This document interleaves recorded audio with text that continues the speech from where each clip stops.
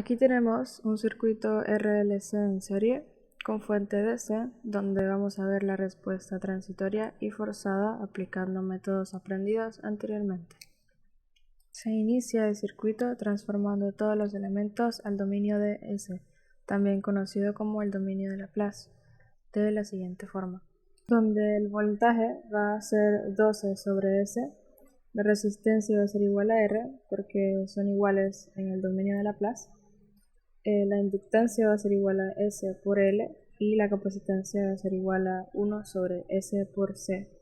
El voltaje que se está buscando, que vendría siendo VC, voltaje del capacitor, es igual a VS, que es el voltaje de la fuente, por la impedancia del elemento que buscamos, el capacitor, sobre la sumatoria de todas las impedancias de los elementos en el circuito. La resistencia es de 10 ohmios, la inductancia es de 1 milihenry y la capacitancia es de 0,04 milifaradio. Aquí estamos ingresando los valores en la plataforma Wolfram para poder resolver la operación de división de voltaje. Aquí se puede ver el resultado de la división de voltaje obtenido a través de Wolfram. Luego, a esa división de voltaje se le multiplica por V sub S, que es el voltaje de la fuente. A esa multiplicación se le procede a hacer la fracción parcial, utilizando nuevamente la plataforma Wolfram. Una vez obtenida la fracción parcial, se le aplica la Laplace inversa para transformar la respuesta del dominio de S al dominio del tiempo. Una vez tenemos una respuesta en el dominio del tiempo, se procede a identificar los términos que pertenecen a la respuesta forzada y los que pertenecen a la respuesta natural o transitoria. La respuesta forzada es fácil de identificar porque tiene la misma forma que la señal de entrada. En este caso, el voltaje de entrada era un número constante, así que la respuesta forzada debe ser un número constante. Otra característica que tiene la respuesta forzada es que su duración va desde t igual 0 hasta t igual a infinito, mientras que la respuesta natural o transitoria va haciéndose cada vez más pequeña a medida de que pasa el tiempo. Por eso se le llama transitorio, porque no dura para todo el tiempo, solo al comienzo. Otra característica que tiene el tiempo transitorio, los tiempos transitorios solo ocurren cuando hay cambios en el circuito. En este caso hay un switch o interruptor que se cierra en t igual 0. La respuesta transitoria va a tener n cantidad de términos dependiendo de la cantidad de capacitores e inductores. En este caso hay un capacitor y hay un inductor, que son los que afectan el voltaje y a la corriente en el dominio del tiempo. Por eso es que hay dos términos en la respuesta natural. Como la función transitoria o respuesta natural tiene exponenciales multiplicados por t, se puede decir que es una respuesta sobreamortiguada. Para ver la gráfica de la respuesta sobreamortiguada, vamos a simular en el software Multisim. Aquí podemos ver cómo varía el voltaje con respecto al tiempo y cómo es la forma de la función sobreamortiguada. Ahora realizaremos un segundo ejemplo utilizando exactamente el mismo circuito con los mismos elementos, solo variando el valor de la resistencia de 10 ohmios a 15 ohmios. Se aplica el divisor de voltaje igual que en el circuito anterior. Se resuelve el divisor de voltaje con Wolfram. Se multiplica el voltaje inicial por el divisor de voltaje y se procede a hacer la fracción parcial. Luego a la fracción parcial se le aplica la Laplace inversa para transformar la respuesta al dominio del tiempo. Una vez que se tiene en el dominio del tiempo, podemos darnos cuenta que la respuesta forzada va a ser igual a la respuesta forzada del circuito anterior, ya que hemos dicho que la respuesta forzada depende de la entrada, y como a la entrada no se le ha cambiado nada, se espera que la respuesta forzada tampoco cambie.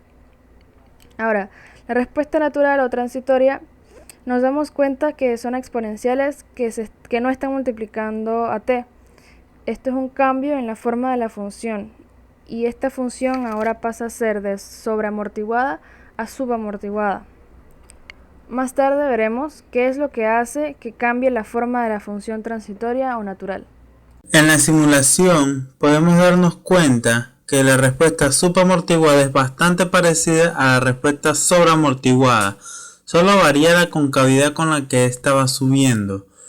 En este caso no se puede apreciar bien porque los transistorios son demasiado rápidos y la función se estabiliza casi instantáneamente en el valor constante, o sea en la respuesta forzada. Ahora realizaremos un tercer ejemplo parecido al ejemplo 1 y 2, solo variando la resistencia a 5 ohmios. Pero esta vez vamos a detenernos en el divisor de voltaje y vamos a comparar los tres divisores de voltaje para determinar cuál es la diferencia que hace este divisor de voltaje en la respuesta, especialmente en la respuesta transitoria. Ahora aquí tenemos los tres divisores de voltaje y nos podemos dar cuenta que los tres divisores de voltaje tienen el mismo numerador. Esto quiere decir que la respuesta depende solamente del denominador. El denominador es una función cuadrática en el dominio de S. Así que para ver la diferencia entre estas tres cuadráticas, vamos a sacarle las raíces, o sea, los valores del cual hacen 0 a esta función. En la primera podemos notar que las raíces son iguales y reales. En la segunda notamos que son reales pero diferentes, y en la tercera son complejas y conjugadas. Pero más importante aún, nos podemos dar cuenta que los valores de las raíces de esos denominadores son números que se encuentran dentro de la respuesta transitoria de cada ejemplo. Esto nos quiere decir que el denominador determina qué tipo de función es y después nos dice cuáles son algunos de esos parámetros que lleva esa función. Ahora procedemos a terminar con la respuesta del tercer ejemplo para ver cuáles son los efectos de estas raíces complejas y conjugadas en la respuesta transitoria. Ahora podemos notar que la respuesta forzada es exactamente igual a la respuesta forzada de los dos ejemplos anteriores. Y es de esperarse, ya que la respuesta forzada depende únicamente de la entrada del circuito. Ahora, la respuesta natural sí varía porque esta depende de las raíces del denominador del divisor de voltaje, y podemos observar que raíces complejas y conjugadas producen una exponencial multiplicada por senos y cosenos, donde la parte real de este número complejo va a pertenecer al exponente de la función exponencial y la parte imaginaria va a pertenecer a la velocidad angular de las funciones trigonométricas. A esta forma de respuesta se le conoce como respuesta críticamente amortiguada. Ahora iremos al simulador para ver cómo sería la gráfica de la respuesta críticamente amortiguada. En la gráfica podemos ver que la respuesta realiza pequeñas oscilaciones antes de estabilizarse en el valor forzado. Estas oscilaciones son de esperarse por la cantidad de funciones trigonométricas que hay en la respuesta. Y las funciones trigonométricas son periódicas y oscilan de esta manera.